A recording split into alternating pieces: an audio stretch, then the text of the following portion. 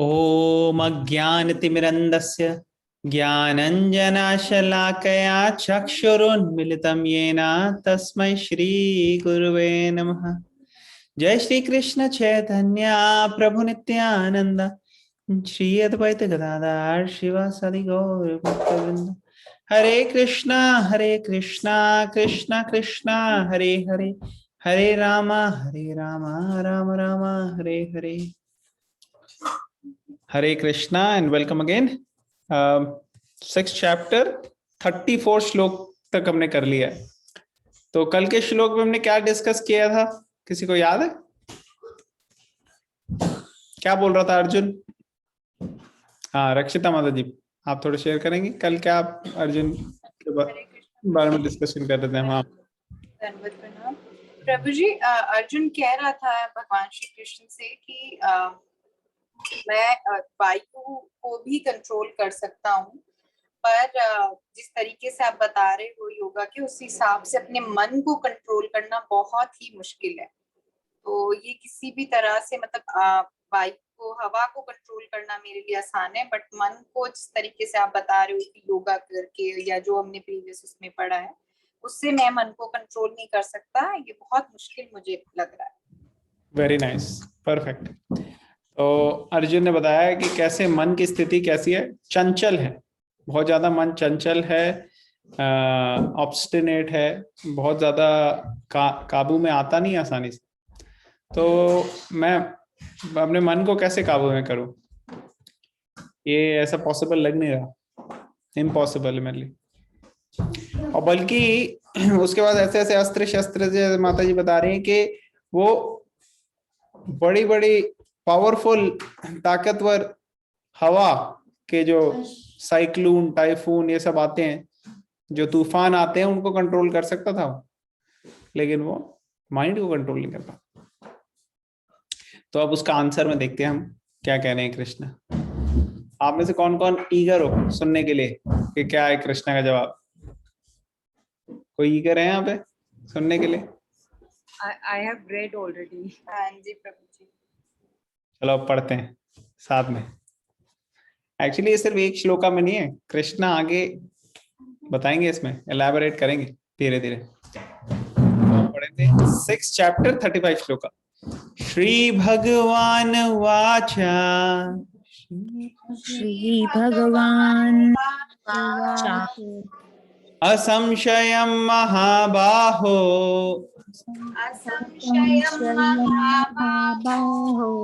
मनो दुर्निग्रहं चलम्, मनो दुर्निग्रहं चलम् अभ्यासेन तु कौन्तेया, अभ्यासेन तु कौन्तेय वैराग्येन च गृह्यते।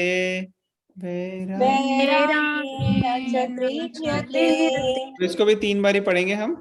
श्री भगवान वाचा, श्री भगवान वाचा असंशयं महाबाहो, असंशयं महाबाहो मनो दुर्निग्रहं चलम्, मनो दुर्निग्रहं चलम् अभ्यासेन तु कौन्तेया, अभ्यासेन तु कौन्तेय वैराग्येन च गृह्यते।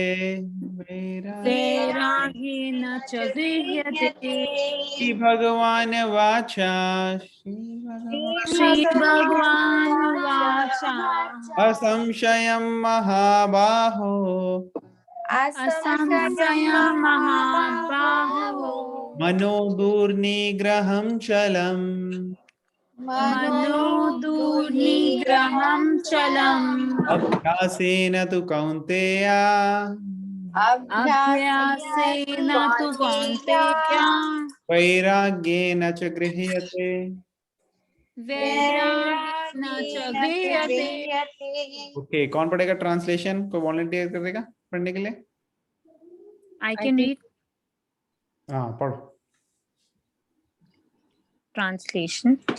Lord Shri Krishna said, O mighty art son of Kunti, it is undoubtedly very difficult to curb the restless mind, but it is possible by suitable practice and by detachment. Okay, Hare Krishna.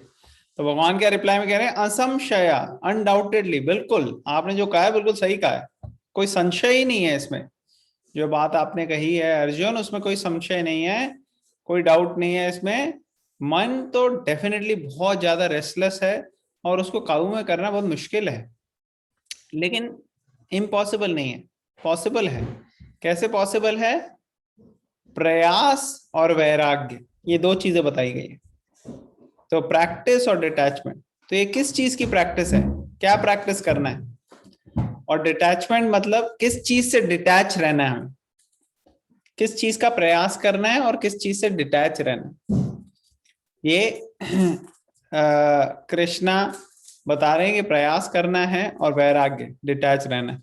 तो अभी हम discuss करेंगे, पर्पट पढ़ते हैं फिर और discussion करेंगे। कौन करे पढ़ेगा पर्पट? कौन वॉलंटियर करेगा पर्पट पढ़ने के लिए? Hare Krishna, I can read. हाँ आप पढ़ो। Purport. The difficulty of controlling the obstinate mind, as expressed by Arjun, is accepted by the personality of Godhead. But at the same time, he suggests that by practice and detachment, it is possible. What is that practice? In the present age, no one can observe the strict rules and regulations of placing oneself in a sacred place, focusing the mind on the super soul, restraining the senses and mind, observing celibacy, remaining alone, etc. By the practice of Krishna consciousness, however, one engages in 9 types of devotional service to the Lord. The first and the foremost of such devotional engagements is hearing about Krishna. This is a very powerful transcendental method for purging the mind of all misgivings. The more one hears about Krishna, the more one becomes enlightened and detached from everything that draws the mind away from Krishna. By detaching the mind from activities not devoted to the Lord, one can easily learn Vairagya. Okay, तो हम यहाँ पे stop करते हैं, इसको थोड़ा discuss करेंगे फिर नेक्स्ट पे जाएंगे। Thank you for reading English का। हरे कृष्ण। ओके, तो यहाँ पे बोल क्या रहे हैं? Difficulty of controlling the obstinate mind as expressed by Arjuna is accepted by the supreme personality of godhead.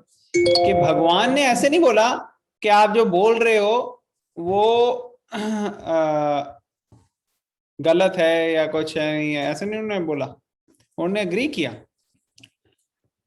और फिर उन्होंने बताया कि क्या इसका समाधान है। अब जैसे कभी कभार कोई मुश्किल चीज हो कि ये तो बहुत ही मुश्किल है, तो फिर हमारे को डिसाइड करना पड़ता है क्या if it is even worth taking the effort और नॉट। अगर कोई बहुत मुश्किल चीज है तो उसके लिए सोचना पड़ता है कि क्या ये इस लायक है कि मैं अपना टाइम एनर्जी इसमें दे सकूं। तो सबसे पहले तो हमारे को ये क्वेश्चन पूछना है, माइंड कंट्रोल है तो मुश्किल, लेकिन क्या ये इंपॉर्टेंट है? क्या लगता है आप लोगों को? आप अगर अपनी लाइफ में देखो तो किसके लिए ये चीज रेलेवेंट है कि हाँ भाई माइंड तो कंट्रोल करना मेरे लिए रेलेवेंट है, मेरे को सीखना है, मेरे को ये चीज में इंटरेस्ट है, I think it is really going to benefit me. तो आपको ये क्वेश्चन पहले अपने आप से पूछना पड़ेगा। अगर किसी को लगता है कि हाँ भाई सही में मेरे को माइंड कंट्रोल से डेफिनेटली हेल्प होगी, तो फिर आप भगवत गीता पढ़ सकते हैं और खासकर ये सेक्शंस। तो कोई है यहाँ पे जिसको लगता है ये बहुत रेलेवेंट है उनके लिए?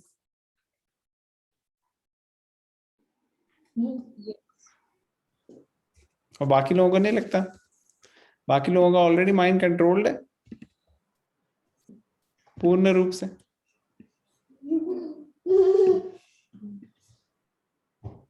तो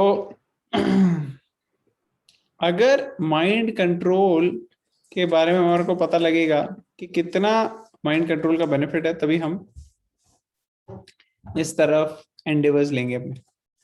तो यहाँ पे कृष्ण बता रहे हैं अर्जुन को कि ऐसा नहीं है कि ये कठिन है तो इसके लिए एफर्ट ना लो, इसके लिए करना है, इनफैक्ट ये पॉसिबल है।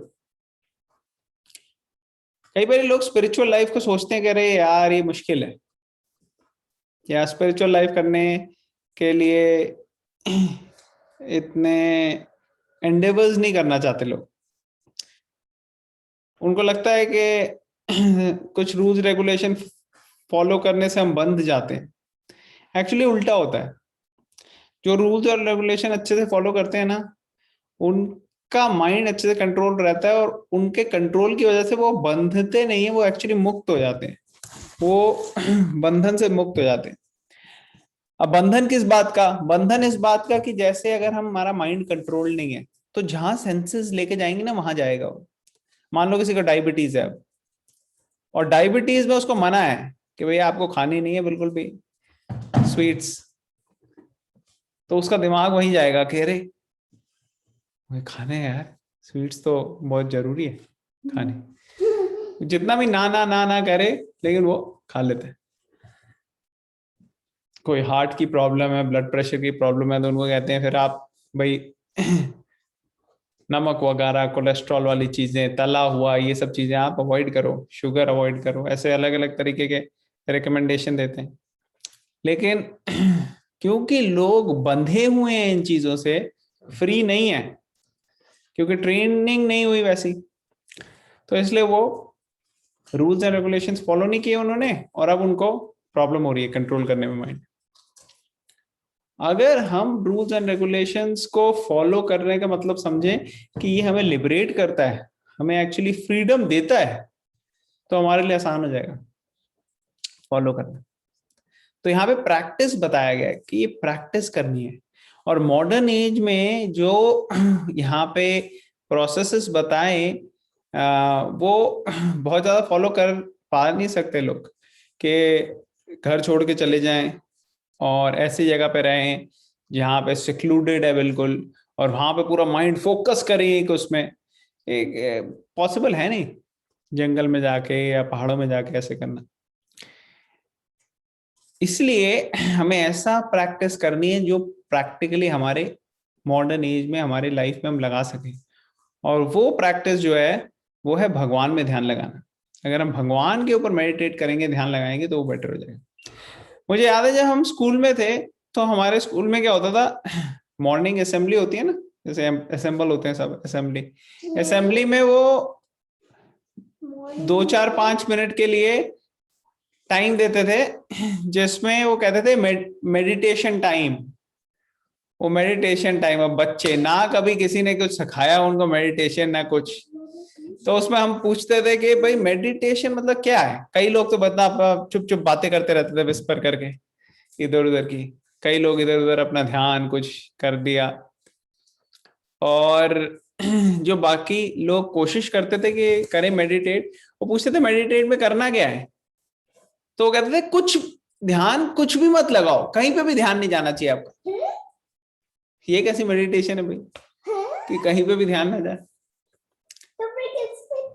तो किस पे जाए? मैं भी यही सोचता था। तो एक्चुअली इससे क्या होता है, माइंड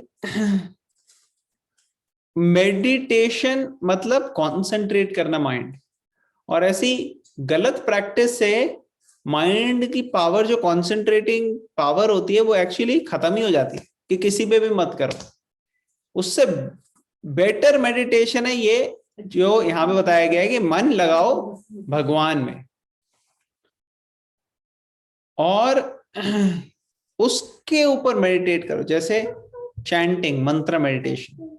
अगर हम मंत्र मेडिटेशन करते हैं तो एक एक वर्ड को ध्यान से सुन सकते हैं। हरे कृष्णा कृष्णा कृष्णा हरे हरे, हरे राम राम राम हरे हरे। तो एक एक वर्ड को हेयर करने में आप एब्जॉर्ब कर रहे हो अपने आप को, आप फोकस कर रहे हो, मेडिटेट कर रहे हो, ये होती है मेडिटेशन। लेकिन क्योंकि लोगों को ट्रेनिंग नहीं है, वो पता ही नहीं कि क्या मेडिटेशन है, वो लोग पूरी तरह से मिस कर देते हैं पॉइंट। तो जैसे जैसे मेडिटेशन होती है और हम स्ट्रांग हो जाते हैं, जैसे यहाँ पे लिखा हुआ है कि जैसे जैसे हम कृष्णा का नाम सुनते हैं, उनके बारे में सुनते हैं, और स्पिरिचुअल पाथ में आगे प्रोग्रेस करते हैं तो इससे हमारे सारे डाउट्स भी चले जाते हैं, हमें नॉलेज भी आ जाती है और ऑटोमेटिकली डिटैचमेंट आती है। डिटैचमेंट मीन्स अगर जितना हम कृष्णा से अटैच होते जाएंगे उतना हम डिटैच हो जाएंगे अननेसेसरी चीजों से। जो हमारी नेसेसरी नहीं है उन चीजों से डिटैच होना जरूरी है। तो प्रैक्टिस करना है कि भगवान की तरफ बढ़े और साथ ही साथ डिटैच होना है ऐसी चीजों से जो ऑब्स्टिकल्स हैं हमारे पाथ में। क्या लिखा है? The more one hears about Krishna, the more one becomes enlightened and detached from everything that draws the mind away from Krishna. तो ऑटोमेटिकली हो गए। हमें इसी चीज की प्रैक्टिस करते रहनी है। अभी जितना हम प्रैक्टिस करेंगे उतना ज्यादा ये ऑटोमेटिकली हमारे अंदर इंग्रेन हो जाएगा। और जब डिटैच हो जाता है mind, by detaching the mind from activities not devoted to Lord, one can easily learn vairagya. तो वैराग्य आ जाता है इससे। बट अभी हम इसको आगे पढ़ेंगे, फिर वैराग्य के बारे में और डिस्कशन करेंगे। तो कौन वॉलंटियर करेगा नेक्स्ट पढ़ने के लिए? यस प्रभु जी। हाँ, Hare Krishna, please Indore. Hare Krishna. Vairagya means detachment from matter and engagement of the mind in spirit. Impersonal spiritual detachment is more difficult than attaching the mind to the activities of Krishna.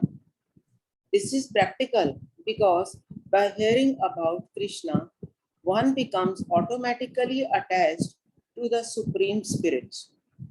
This attachment is called Pareshanubhava,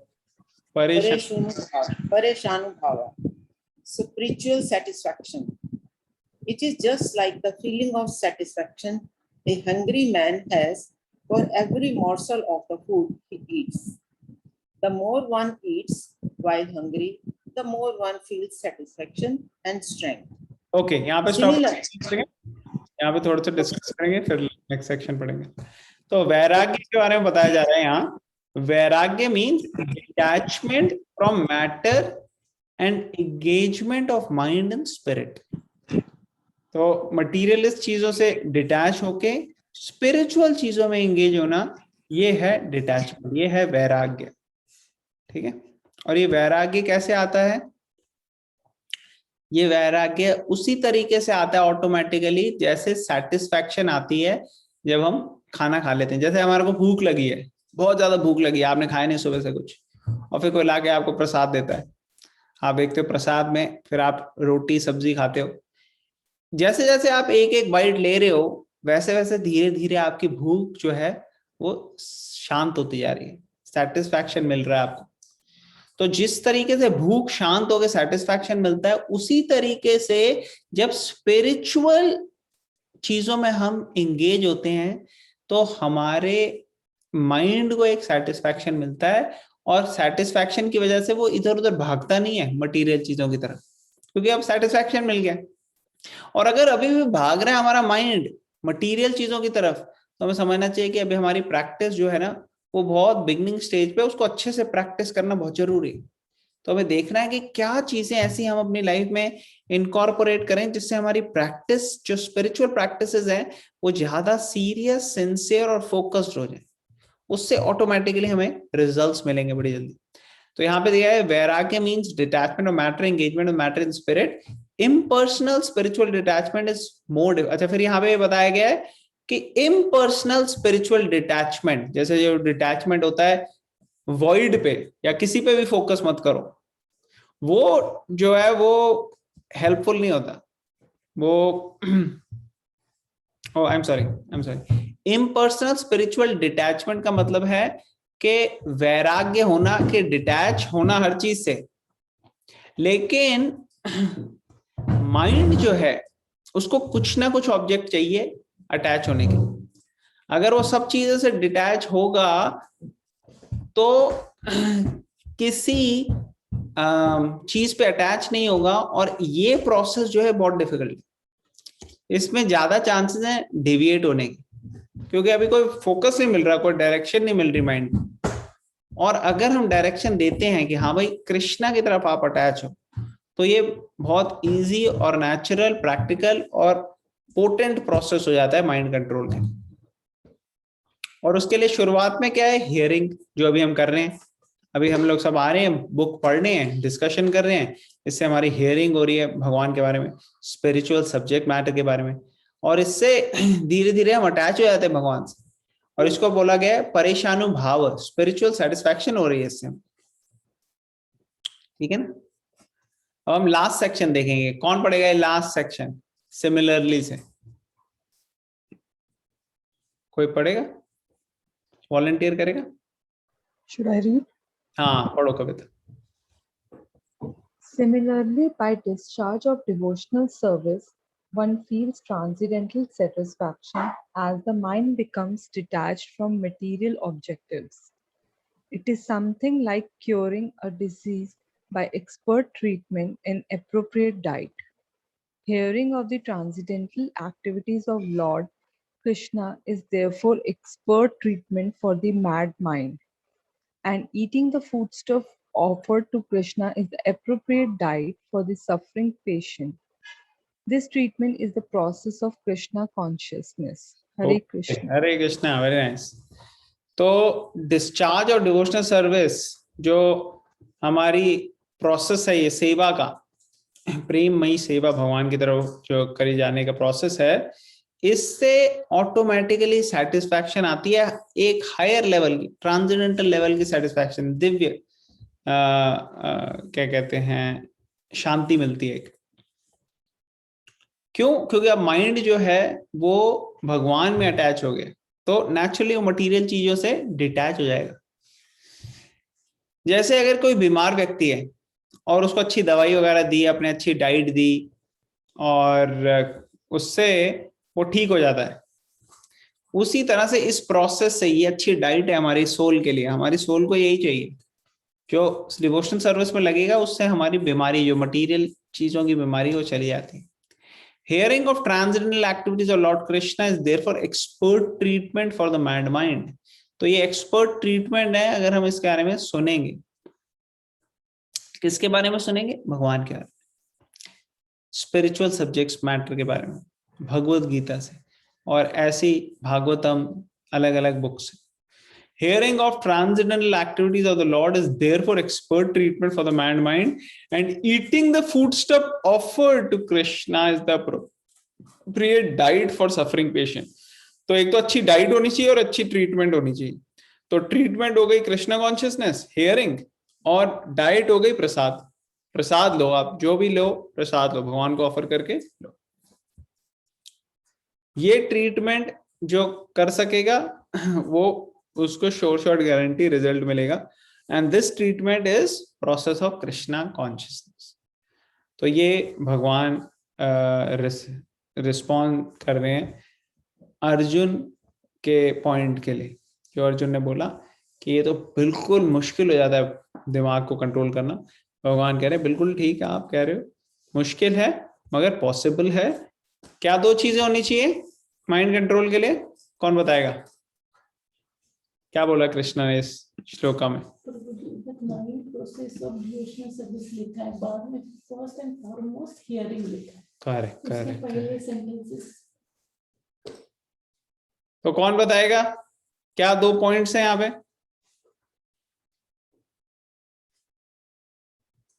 प्रभु जी, कृष्णा ने बोला है कि एक तो hearing about Lord, engaging mind in hearing about Krishna, and जो भी खाएं वो मतलब ऑफर्ड ही फूड खाएं। So is it correct?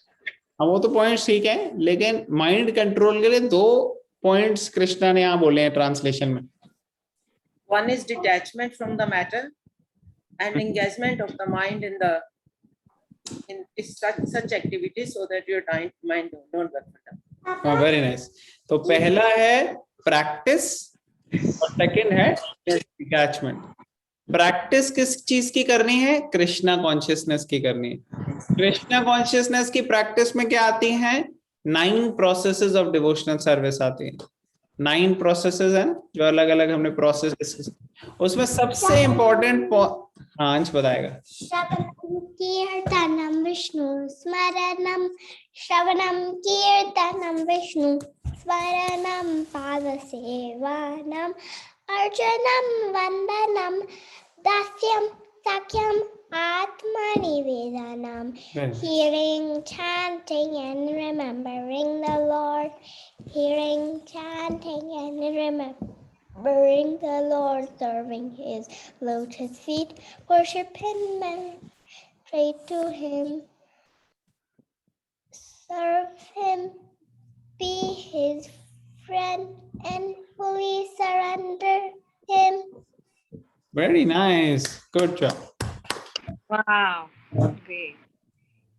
तो ये सारे प्रोसेसेस हैं जो फॉलो करने हैं। हियरिंग, भगवान का सुनना, कीर्तन करना, स्मरण करना, चैंटिंग करना, भगवान का प्रे करना, भगवान से प्रार्थना करना, भगवान की पूजा करना, वर्शिप करना, भगवान के चरण सेवा करना, चरणों की, भगवान को दास के रूप में सेवा करना, साख्य मित्र के रूप में सेवा करना, और पूरी तरह से भगवान के ऊपर शरणागत हो जाना। ये पूरे डिटेल में हमने प्रोसेस पहले डिस्कस किए हुए हैं। तो ये 9 प्रोसेसेस हैं जो कि फॉलो करने हैं, और इसमें मोस्ट इंपॉर्टेंट सबसे पहला स्टेप क्या है? हियरिंग और चैंटिंग, ये सबसे इंपॉर्टेंट। तो ये हो गई, इस चीज की हमें प्रैक्टिस करनी है।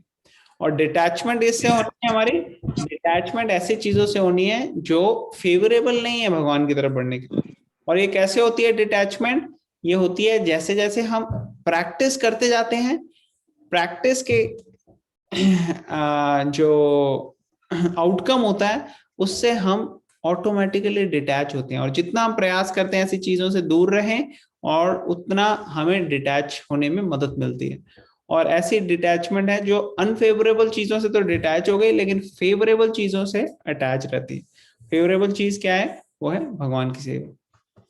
तो ये इन समरी है। समझ में आ गया आप सबको? तो क्या 2 पॉइंट्स हैं जो भगवान ने यहाँ पे कहे हैं जिससे माइंड कंट्रोल हो सकता है? कौन बताएगा?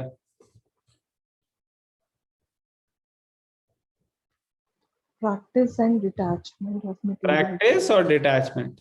तो वर्ड्स क्या है कृष्णा ने यूज किए यहाँ पे? अभ्यास और वैराग्य। तो ये याद रखना है, अभ्यास मीन्स प्रैक्टिस और वैराग्य मीन्स डिटैचमेंट। ठीक है, अभ्यास और वैराग्य। तो ये 2 हैं आंसर टू अर्जुना's क्वेश्चन। अर्जुन कह रहा है कि मैं तो माइंड नहीं कंट्रोल कर पा रहा, कृष्णा कह रहे हैं बस अभ्यास और वैराग्य, ये 2 है। और वो हमने डिस्कस कर लिया दोनों के बारे में कि क्या अभ्यास करना है और क्या है वैराग्य। ऑल राइट, और किसी का कोई डाउट हो अभी तक जो हमने आज डिस्कस किया उसमें से?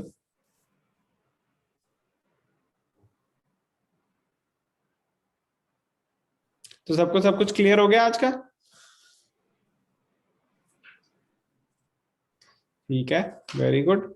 और पुराने जो वीडियोस हैं, पुराने जो चैप्टर्स हमने किए हैं, और 6 चैप्टर में पुराना जो हमने डिस्कशन किया है, उसके बेसिस पे अगर किसी का कोई डाउट है तो अभी आप पूछ सकते हो। We have couple of minutes, उसके बाद वी विल स्टॉप। कोई डाउट नहीं है? सब क्रिस्टल क्लियर? तो हम जब मैं स्कूल में थे ना, तो हमारे को टीचर यही कहती थी, अच्छा कोई भी डाउट नहीं है तो 2 ही चीजें हो सकती है, या तो सब कुछ 100% समझ में आ गई है, या फिर 0%, किसी ने कोई ध्यान ही नहीं दिया। तो ये डिसाइड आप लोग अपने आप ही कर सकते हो कि कौन 100% वाली कैटेगरी में है, कौन 0% वाली कैटेगरी। तो अब हम 11 वाली हरे कृष्णा महामंत्र चैंटिंग करेंगे। Will stop here. आप लोग अनम्यूट कर सकते हैं।